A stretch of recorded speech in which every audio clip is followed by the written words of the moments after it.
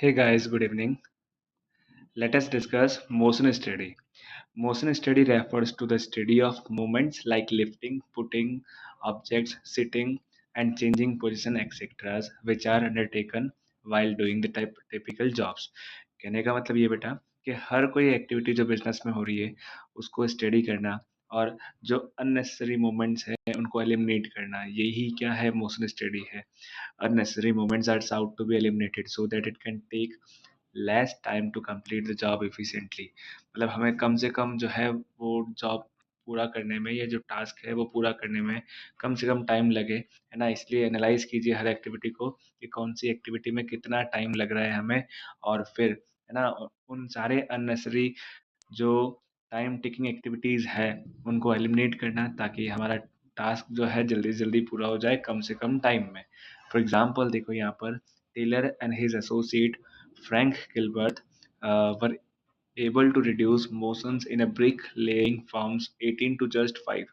जैसे ब्रिक्स को रखने का टाइम हो गया या ब्रिक्स को लोड अनलोडिंग का जो टाइम हो गया, इन्होंने मतलब 18 से कितना कर दिया, 5. इन्होंने टाइम गैप मेरा टाइम को स्टडी किया और देखा कि कहीं पर है ना एक्स्ट्रा टाइम तो नहीं लग रहा है हमें, और जहाँ पर एक्स्ट्रा टाइम लग रहा है उनको रिड्यूस कर दिया, उन सारी एक्टिविटीज़ को क्या कर दिया गया, रिड्यूस कर दिया गया. तो इससे क्या हुआ कि उनको वहाँ जो 18 मिनट्स लग रहे थे वो केवल 5 मिनट्स लग रहे हैं. तो कितना मतलब कि ईजी मतलब कि उनके लिए हो गया.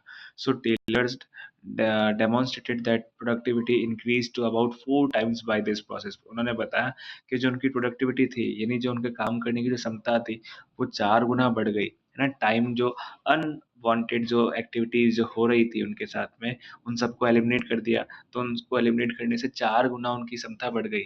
सो on close examination of body motion, for example, it is possible to find out. जब हम किसी भी एक्टिविटीज़ को किसी भी बॉडी के एक्शंस को हम जब है ना क्लोजली वॉच कर रहे होते हैं तो हमें क्या क्या चीज़ें हमारे सामने आएगी कि देखो मोशंस विच आर प्रोडक्टिव, ऐसे कौन कौन से एक्शंस है जो कि प्रोडक्टिव है तो उन्हें तो रखना है.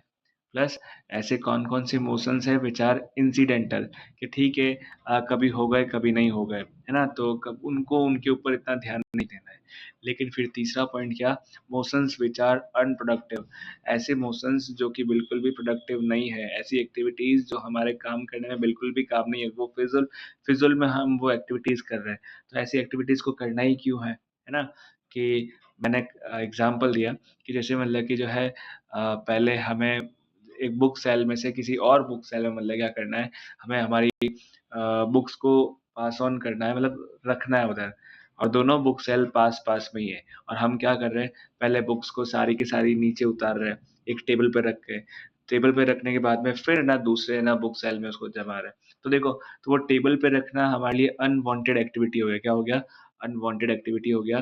तो उसको हम वहाँ पर क्या ना करके टेबल पे ना रखकर सीधा-सीधा क्या कर रहे हैं, हम डायरेक्टली उसी सीधा अगले बुक सेल में रख रहे हैं, तो क्या हो गया कि वो टेबल वाली जो एक्टिविटी हो गई हमारे लिए, वो अनवांटेड एक्टिविटी थी, हमने क्या कर दिया उसको एलिमिनेट कर दिया.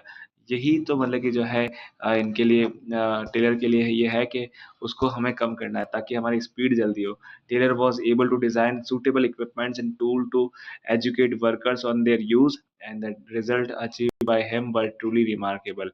और टेलर ने जो है अपने वहाँ पर वो सारा जब ये मोशन स्टडी किया तो उसको ना उसकी स्पीड बढ़ाने में काफ़ी ज़्यादा हेल्प मिल गया. स्पीड बढ़ाने में क्या हो गया, काफ़ी ज़्यादा हेल्प मिला और काफ़ी अच्छे रिज़ल्ट्स उसको मिले. अगला देखो बेटा, टाइम स्टडी. टाइम स्टडी क्या करता है, देखो, it determine the standard time taken to perform a well defined job, है ना.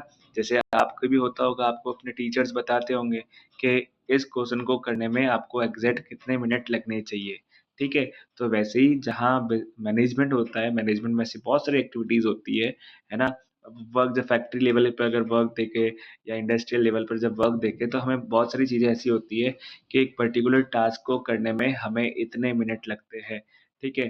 तो अगर कोई इससे ज़्यादा मिनट ले रहा है, इसका मतलब है वो है ना वेस्टेज ऑफ टाइम कर रहा है ना? तो फिर एक्सटेंडेड टाइम सेट कर लेना कि पर्टिकुलर एक्टिविटी के लिए कितना टाइम हमें नीड होगा, है ना? तो यही क्या है, टाइम स्टडी है. So time measuring devices are used for each element of the task, है ना? जो भी हमें टास्क मिला है उसके हर एक एलिमेंट के लिए टाइम मेज़र करना कि हर एक एलिमेंट को करने में हमें कितना टाइम लग सकता है, तो ये ही मेज़र करना टाइम स्टडी कहलाता है। Standard time is fixed. अब जब हमें पता चल गया कि हाँ, ठीक है, अमूमन एवरेजली हमें इतना टाइम लगता है, तो उस एवरेज टाइम को हमने स्टैंडर्ड टाइम के रूप में फिक्स कर लिया, है ना? पूरी एक्टिविटी के लिए कि चलो होल एक्टिविटी में हमने पर्टिकुलर एलिमेंट्स हर एक एलिमेंट के लिए क्या कर लिया, टाइम फिक्स कर लिया। इस एलिमेंट को करने में हमें 10 मिनट लगता है और सपोज़ कीजिए वहाँ पे 5 एलिमेंट्स है किसी टास्क में और ईच एलिमेंट को पूरा करने में हमें 10 मिनट्स लगते हैं। तो वो 5 एलिमेंट्स पूरा करने में हमें कितने टाइम लगेगा? 50 मिनट्स लगने वाले हैं। तो हमने देख लिया कि जो पर्टिकुलर जॉब है जिसके अंदर 5 एलिमेंट्स है, तो उन 5 एलिमेंट्स को पूरा करने में हमें अमूमन 50 मिनट्स लगेंगे या फिर हमने चलो ठीक है एक्सटेंड कर लिया कि 1 घंटे के अंदर वो टास्क एटलीस्ट पूरा होना चाहिए। 1 घंटे के अंदर वो टास्क अगर पूरा हो रहा है, तो फिर मतलब कि जो है ना, हमारे लिए बिल्कुल प्रॉपर मतलब कि जो है वो चीज़ नज़र आएगी, है ना? बात आई समझ में यहाँ पर क्लियर हुआ आप सभी के लिए? बात करते हैं, आगे चलते हैं, सुनिएगा ध्यान से। The standard time is fixed for the whole of the task by taking several readings। Her bar reading ले रहे हैं कि चलो इस बार हमें वो टाइम कितना टाइम लगा, नेक्स्ट टाइम और है ना हमने कोई मेथड इस्तेमाल करा उसमें कितना मतलब कि टाइम लगा और टाइम को रीड करते करते एक स्टैंडर्ड टाइम सेट कर रहे हैं कि हर बार हमें करने में 1 घंटा लग रहा है या कभी 50 मिनट्स लग रहे हैं, कभी 70 मिनट्स लग रहे हैं, कभी 55 मिनट्स लग रहे हैं, कभी 65 मिनट लग रहे हैं। तो हमने देखा कि एवरेज एक 60 मिनट को लेकर चल रहे हैं कि हाँ एवरेज इस एक्टिविटी को करने में हमें कितना टाइम लग रहा है, 60 मिनट लग रहा है। सो देखो बात करते हैं, आगे बढ़ते हैं। So the method of time study will depend upon the volume and frequency of the task. अब देखो टाइम को स्टडी करने के तरीके अलग-अलग हो सकते हैं, डिपेंड करता है कि टास्क कैसा है ना? The cycle time of the operations and time measurement cost, है ना? जो टाइम है ना ऑपरेशंस का मतलब कितने साइकिल्स में वो ऑपरेशंस हमें करना है, तो ये सब कुछ डिपेंड करता है बेटा। फिर देखो बात करें, आगे बढ़ते हैं, सुनिएगा ध्यान से। The objective of time study is to determine the number of workers to be employed। Time study करने से क्या हो सकता है, हम वर्कर्स का पहचान कर सकते हैं कि कितने वर्कर्स हमें नीड होंगे पर्टिकुलर टास्क को पूरा करने में, है ना? फिर देखो फ्रेम सुटेबल इंसेंटिव स्कीम्स के ना हम है ना लेबर के लिए एक स्कीम्स बना सकते हैं कि एटलीस्ट इतने टाइम में आपको मतलब कि ना इतना काम करना है, जो ज़्यादा करेगा उनको ज़्यादा पैसा मिलेगा, वैसा सब कुछ। और डिटरमाइन लेबर कॉस्ट कि 1 घंटे में इतना काम होगा तो हमें लेबर कितनी लगेगी और इतनी लेबर लग रही तो इतने काम के लिए कितना कॉस्ट देना है, सब कुछ मतलब कि जो है तय कर सकते हैं किसके द्वारा, हम ये टाइम स्टडी के द्वारा। For example on the basis of several observation it is determined that standard time taken by a worker to make one cardboard box is 20 minutes। जैसे कि यहाँ पे एक एग्जांपल दिया है कि एक है ना वर्कर को एक कार्डबोर्ड बॉक्स बनाने के लिए कितने टाइम लग रहा है, 20 मिनट लग रहा है। सो इन 1 आवर है ना, सी और ही है ना विल मेक 3 बॉक्सेस। सीधी बात है 20 इंटू 3 20, तो लगभग वो 3 बॉक्स बनाएगा। Assuming that a worker has put in 8 hour of work in a shift and deductive 1 hour for the rest and lunch, it determined that 7 hours a worker make 21 boxes। तो इस हिसाब से एक worker जो 8 shift में काम कर और 1 घंटा उसका अगर लंच वगैरह का सबका हटा दे तो उसके पास बचते हैं 7 घंटे। 1 घंटे में अगर वो 3 बॉक्सेस बना रहा है तो फिर 7 घंटे में वो कितने बॉक्सेस बनाएगा, एटलीस्ट 21 बॉक्सेस बनाएगा, है ना? So now this is the standard task for any worker to do. Wages can be decided accordingly. तो है ना हम कितने अगर एक बॉक्स पे अगर वेज बना रहे हैं, फॉर एग्जांपल हमने एक बॉक्स पर वेज तय किया कि हर बॉक्स पे हम 10 रुपये देंगे, तो अगर वो एक दिन में 21 बॉक्सेस बनाएगा तो उसकी वेजेस कितनी हो गई, 210 रुपीज़ हो गई। तो वेजेस डिसाइड करने में हमें हेल्प मिला, साथ साथ में मतलब कि एक स्टैंडर्ड टाइम सेट हो गया कि एक दिन में एक वर्कर कितना बॉक्सेस बना सकता है, 21 बॉक्सेस बना सकता है। फिर आगे बढ़ते देखो अगला वाला पढ़ते हैं, फटीग स्टडी की बात करते हैं। A person is bound to feel tired physically or mentally if she or he does not get rest while working, है ना? उसको मतलब कि अगर ना हम क्या नहीं देंगे, रेस्ट नहीं देंगे, लगातार काम करवाते रहेंगे, तो पक्की बात है ना? वो क्या करेगा, टायर्ड महसूस करेगा, ठीक है? फिर बात करें देखो भैया, आगे बढ़ते हैं। और the rest interval will help one two regain stamina. लेकिन अगर बीच में अगर थोड़ा सा ब्रेक दे दिया उसको 2 घंटे में एक बार, आपने देखा होगा जब कभी भी ना कभी आपने कभी फैक्ट्री को देखा होगा, तो जब 9 बजे फैक्ट्री की शिफ्ट चालू होती है, तो बीच में हल्का सा एक टी टाइम आता है। अब टी से कुछ ज़्यादा ऐसा कुछ नहीं होने वाला, लेकिन वो हल्का-सा रेस्ट जो क्या करता है ना, उनको फिर से काम करने का वो स्टैमिना प्रोवाइड करता है, ताकि वो एकदम बूस्ट अप तरीके से वापस वर्क करें। फिर वापस देखते हैं, फिर 2 घंटे बाद में उनका लंच टाइम आ जाता है। लंच टाइम के बाद में वापस जब वो 2 बजे या फिर मतलब कि जब वापस है ना अपने काम पे लगते हैं, तो 2 घंटे बाद में एटलीस्ट 4 बजे के आस-पास वापस उनको टी टाइम दे दें, ताकि वो फिर से एनर्जेटिक हो जाए और 6 बजे तक वापस अच्छे से काम करें। तो हमने देखा कि बीच-बीच में रेस्ट इंटरवल्स मिलते रहने चाहिए। रेस्ट इंटरवल्स मिलेंगे तो क्या होगा, वो अच्छे से काम करेंगे। उनको है ना वापस से अपना स्टैमिना गेन करने में काम आएगा, एनर्जेटिक फ़ील करेंगे वो। Work again with the same capacity, ताकि वो है ना वापस से अपना वर्क पे लगे सेम कैपेसिटी के साथ में। This result in increasing productivity, है ना? इससे क्या होगा, वर्कर की प्रोडक्टिविटी इंक्रीज़ होगी। लेकिन अगर लगातार आपको एक ही काम करने को बोला जाए, तो दिन वो जो थकान जो होगी ना, है ना? तो शाम तक आते-आते उनके काम करने की स्पीड बहुत ही स्लो हो जाएगी, है ना? तो इससे क्या होगा, प्रोडक्टिविटी ना क्या होगी, लेस होने वाली है। So fatigue study seeks to determine the amount and frequency of the rest interval. तो फटीग स्टडी करना इसलिए ज़रूरी है कि ताकि हमें पता चल सके कि एक वर्कर को एटलीस्ट कितना टाइम देना चाहिए क्या करने के लिए, रेस्ट करने के लिए। ऐसा ऐसा तो नहीं है कि ना बीच-बीच में 1-1 2-2 घंटे का रेस्ट इंटरवल दिया जाए, नहीं। या फिर ओनली 5 मिनट का रेस्ट इंटरवल दिया जाए। कितना, एटलीस्ट कितना, दोनों ही एप्रोप्रिएट नहीं है। एटलीस्ट 20 टू 30 मिनट्स है ना बीच में इंटरवल दिया जाए, हर 2 घंटे बाद में, ताकि वो मतलब कि जो है अच्छे से काम कर सके। तो वो डिसाइड करना कि कितना मतलब कि जो है क्या रहेगा, रेस्ट इंटरवल रहेगा। फिर बात करते हैं बेटा, आगे बढ़ते हैं, सुनिएगा ध्यान से। For example normal in a plant work takes a place in a 3 shift. आप सभी जानते हैं कि हर हर बाद एक है ना किसी भी बड़े प्लांट में, इंडस्ट्री के अंदर लगभग 3 शिफ्ट चलती है 8-8 आवर की। Even a single shift a worker has to be given some rest interval. एक 8 आवर की शिफ्ट में भी है ना एक पर्सन को, एक है ना वर्कर को क्या देना पड़ सकता है, हमें इंटरवल्स देने पड़ सकते हैं, क्या करने के लिए, है ना वर्क करने के लिए। So even a single shift a worker has to be given some rest intervals to take her or his lunch etc. If the workers involve heavy manual activity, अगर एक वर्कर जो है हैवी मैनुअल लेबर कर रहा है, then the small pause have to be frequently given to the worker so that she or he can recharge her or his energy level for an optimum contribution, ताकि वो क्या कर सके, अच्छा खासा कंट्रीब्यूशन दे सके। अगर बीच में इंटरवल नहीं देंगे, आप ही देख लीजिए, लगातार अगर आप है ना हथौड़ा मारने का काम कर रहे हैं कहीं पर, कितने टाइम तक अगर लगातार आप हथौड़ा मार सकते हो, नहीं कर सकते, बीच में रुकना ही पड़ेगा आपको, है ना? थोड़ा रेस्ट लेना ही पड़ेगा, ताकि आपकी बॉडी फिर से आपकी एनर्जी रीगेन कर सके। So there can be many causes for fatigue, like अब फटीग के बहुत सारे कारण हो सकते हैं। लॉन्ग वर्किंग आवर्स हो सकते हैं, एक साथ में लंबे समय तक काम करवाना, डूइंग अनसूटेबल वर्क, जो उनके सूटेबल वर्क नहीं है। अगर जैसे फॉर एग्ज़ाम्पल आपको वो काम नहीं आता है ना? और आपसे बार-बार वही काम करवाने के लिए बात की जा रही है, तो आपके लिए अनसूटेबल हुआ, वैसा वाली बात है। हैविंग अनकॉर्डियल रिलेशंस, है ना? अगर किसी आस-पड़ोस में अगर जो साथी वर्कर है, अगर वो उससे है ना अच्छे से बातचीत वगैरह नहीं कर रहे, तब भी वो फटीग महसूस कर सकता है। जैसे आप देखते हैं ना क्लास में, अगर जब आप अपने फ्रेंड्स के साथ बैठते हो, तब तो बड़ा अच्छा मतलब कि पढ़ने का मूड वगैरह रहता है। लेकिन अगर फॉर एग्ज़ाम्पल आपको ऐसी क्लास में बैठा दिया जाए जहाँ जहाँ आपके सारे है ना आपसे आपकी वाइब्स किसी से मैच नहीं हो रही है, और फिर मतलब कि अब अगर आप वहाँ पढ़ रहे हो, तो आपको अनकंफर्टेबल महसूस होगा, और वहाँ पे आपकी बैड वर्क वहाँ मतलब कि जो है कंडीशंस आपकी अच्छी नहीं होगी, तो तब भी आपको फटीग महसूस होगा, कब छुट्टी हो, कब मतलब घर जाए, कब हम अलग से पढ़ें।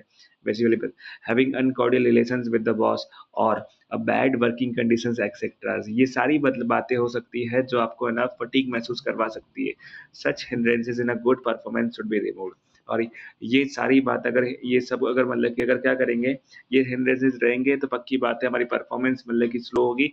अगर इनको हटा दिया जाए, ये फटीग स्टडी करके ये सारी जो छोटी-मोटी जो बातें हैं, वो अगर हटा लिया जाए, तो पक्की बात है परफॉर्मेंस हमारी अच्छी काम करना लग जाएगी। अब देखो, एक और टॉपिक पढ़ते हैं, देखना, डिफरेंशियल पीस वेज सिस्टम। ये कैसा सिस्टम है, तो सुनिएगा ध्यान से। Taylor was a strong advocate of piece wage system. Taylor जो है बड़ा ही ज़्यादा मतलब कि ना इम्फेसिस रहता था कि इनके ऊपर, पीस वेज सिस्टम के ऊपर, कि जिसने जैसी मेहनत करी है उसको उतनी है ना वेजेस मिले, जितने जिसने मेहनत नहीं करी है उसको वेजेस नहीं मिले, है ना? ताकि वर्कर की इफ़िशिएंसी और इनएफिशिएंसी दोनों को जज किया जा सके। कौन वर्कर एफिशिएंट है, कौन वर्कर इनएफिशिएंट है, ये देखने के लिए मतलब कि जो है इसने पीस वेज सिस्टम मतलब कि क्या करा बनाया कि ना कौन-सा वर्कर सही से हमारी इंडस्ट्री में काम कर रहा है, कौन-सा नहीं। तो स्टैंडर्ड क्योंकि देखो अब पहले हमने इतनी सारी स्टडी कर रखी है, तो उसने पहले स्टैंडर्ड टाइम सेट कर दिया और फिर अदर पैरामीटर्स और सेट किए, should be determined on the basis of the work study, है ना? वर्क स्टडी करके सारे पैरामीटर सेट कर लिए।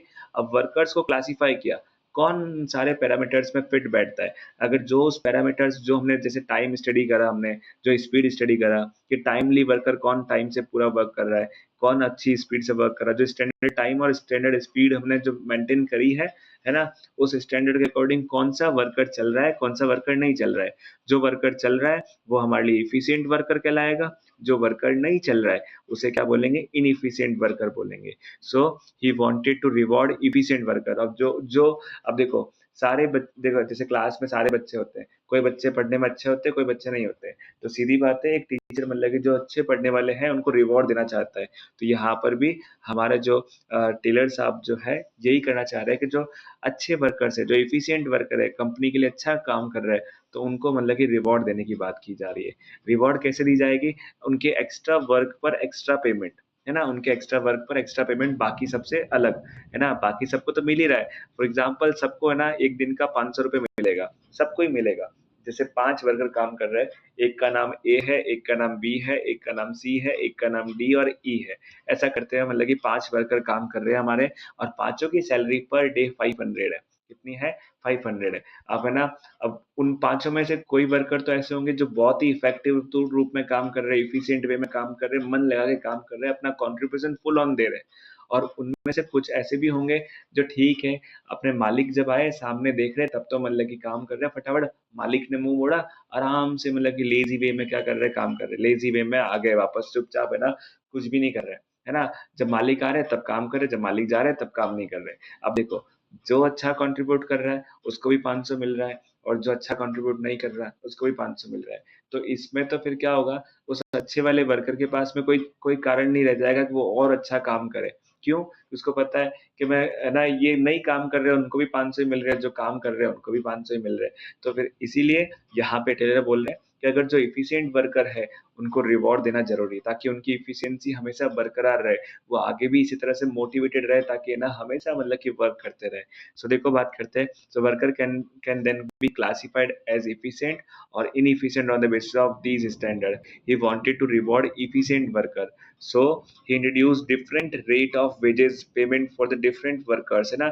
इसलिए मतलब कि जो है इन्होंने डिवाइस किया है difference piece piece rate system, जहाँ पे मतलब कि परफॉर्मेंस के वाइज क्या किया जाएगा, वेजेस दी जाएगी, है ना? So those who perform above the standard, जो हमने स्टैंडर्ड सेट किया है उससे ज़्यादा मतलब कि क्या करेंगे, है ना? परफॉर्म करेंगे, उनको मतलब कि जो है रिवॉर्ड दिया जाएगा और जिन्होंने मतलब कि स्टैंडर्ड से बिलो बना क्या है, परफॉर्म किया है, उनके ऊपर पनिशमेंट लगेगा। फॉर एग्ज़ाम्पल देखना, it determines that standard output per worker per day is 10 unit. यहाँ पे चलो ठीक है, स्टैंडर्ड सेट किया कि एक वर्कर एक दिन में 10 यूनिट बनाता है। क्या करता है? 10 यूनिट बनाता है and those who made standard, है ना? जिन्होंने स्टैंडर्ड के आस-पास बनाया है, मतलब 10 यूनिट बनाई है या 10 यूनिट से ज़्यादा बनाई है, तो फिर देखना standard will be get rupees 50 per unit and those वो बिलो विल गेट 40 रुपीज़। लेकिन जो पीछे रह गए, है ना? अगर फॉर एग्ज़ाम्पल एक वर्कर जो था, उसने दिन में क्या बना दी है, 10 यूनिट्स बना दी है, तो उसको तो पैसा मिलेगा 50 के हिसाब से, एक ने बनाई 11 तो उसको भी मिलेगा 50 के हिसाब से, लेकिन एक स्टैंडर्ड टाइम से पीछे रह गया क्योंकि वो बार-बार काम चोरी कर रहा था। जब मालिक आ रहा था तब काम कर रहा था, जब मालिक जा रहा था तब काम करना छोड़ दे रहा था। तो उसने केवल ना उस दिन में 10 की बजाय ओनली 7 ही बनाई है। कितनी यूनिट बनाई? 7 बनाई। तो क्योंकि उसने 10 से कम वाले स्टैंडर्ड से के अंदर आ रहा है, उसने बिलो वाली चीज़ें मतलब बनाई हैं, तो उसको है ना ₹40 के हिसाब से पेमेंट मिलेगा। अगर देखो बात करें कि अगर स्टैंडर्ड के हिसाब से एक जने ने 10 बनाई है, 10 यूनिट बना ली है, तो 10 का तो हिसाब 50 के रूप से जाएगा, 50 इंटू 10 कितना 500 मिलेगा। लेकिन जो स्टैंडर्ड से पीछे रह गया है, तो उसको पर यूनिट ओनली कितना मिलेगा? 40 ही मिलेगा। कितना मिलेगा? 40। तो उसका अमाउंट ऑटोमेटिकली कम होगा। जैसे यहाँ पे एग्ज़ाम्पल और आया है, जैसे कि एक एफिशिएंट वर्कर है जिसने 11 यूनिट्स बनाई थी। कितनी बनाई थी? 11 यूनिट्स बनाई थी। तो उसको 11 यूनिट्स को ₹50 के हिसाब से देखते हुए कितना मिलेगा? ₹550 पर डे मतलब कि जो है उसको मिलेगा। लेकिन एक वर्कर जिसने केवल 9 ही अपनाई है, क्या अपनाई है? 9 अपनाई है, तो फिर उसको केवल कितना मिलेगा? 9 के हिसाब वो जो ₹40 के हिसाब से तो कितना मिलेगा? 360 पर डे मिलेगा। कितना मिलेगा? 360 क्योंकि उसने कम काम किया है, इसलिए उसको कम कम वेजेस मिलेगा। क्या मिलेगा? कम वेजेस। और क्योंकि किसी ने स्टैंडर्ड से काफ़ी अच्छा काम किया, स्टैंडर्ड से ज़्यादा काम किया, तो उसको ज़्यादा वेज मिलेंगे। सो देखो, अब दोनों ही वर्कर के बीच में दोनों ही वहीं काम कर रहे थे। अब दोनों को ही काम करने का कितना पैसा मिला? एक को 550 मिला, एक को 360 मिला। इन दोनों का डिफरेंस कितना आता है? 190 आता है। तो ये 190 जो है आगे जाके मतलब कि उस इनएफिशिएंट वर्कर को मोटिवेट करेगा कि यार मेरे को आज 190 है ना कम मिले।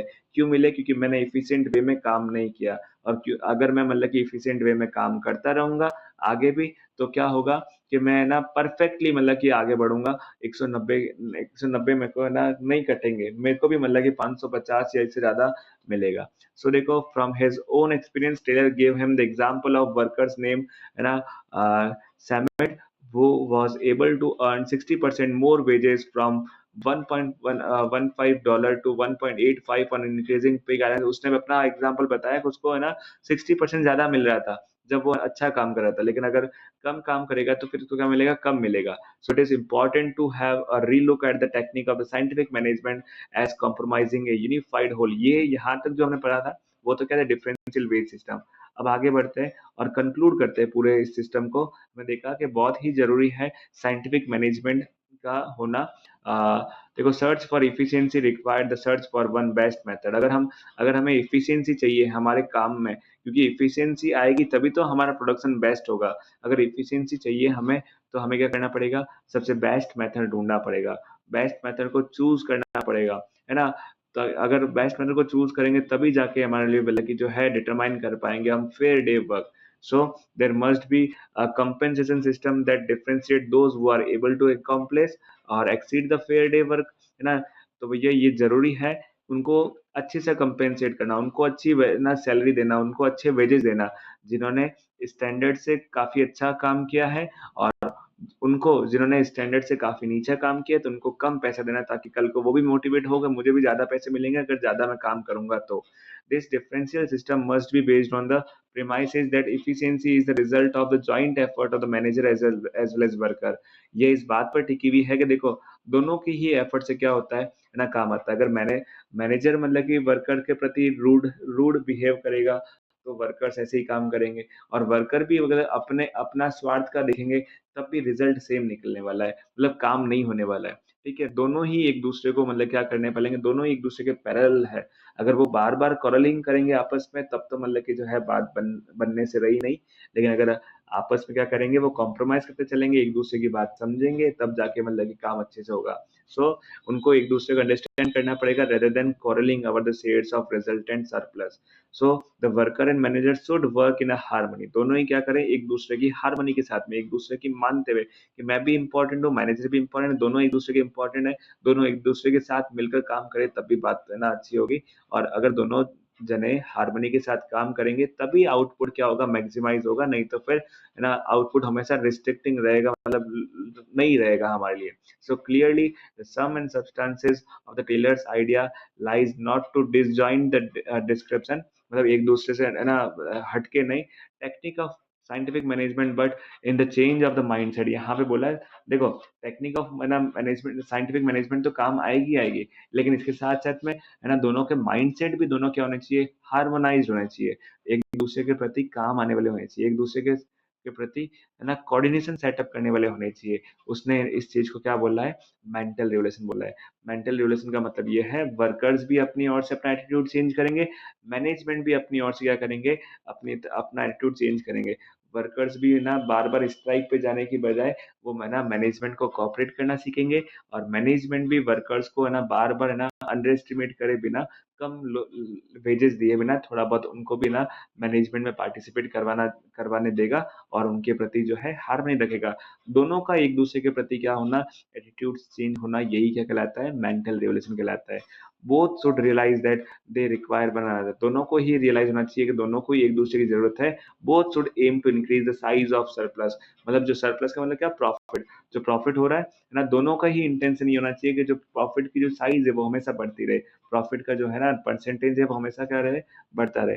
So this would eliminate the need of any agitation, इससे क्या होगा, इन दोनों के बीच में कभी एजिटेशन होंगे ही नहीं, कभी विवाद ही नहीं होंगे। So management should share a part of surplus, management को भी चाहिए भैया कि जब कभी भी वो मतलब कि जो है जब एक्स्ट्रा प्रॉफिट कमाए तो उस प्रॉफिट का कुछ हिस्सा किसको देना चाहिए, वर्कर को देना चाहिए, ताकि वर्कर भी खुश हो कि देखो आज हमारी वजह से जो प्रॉफिट गेन हुआ, कंपनी ने उस प्रॉफिट को हमें भी शेयर किया, तो हम कल को और अच्छा काम करेंगे तो और ज़्यादा प्रॉफिट होगा, और ज़्यादा प्रॉफिट होगा तो हमें और ज़्यादा शेयर मिलेगा इस प्रॉफिट में।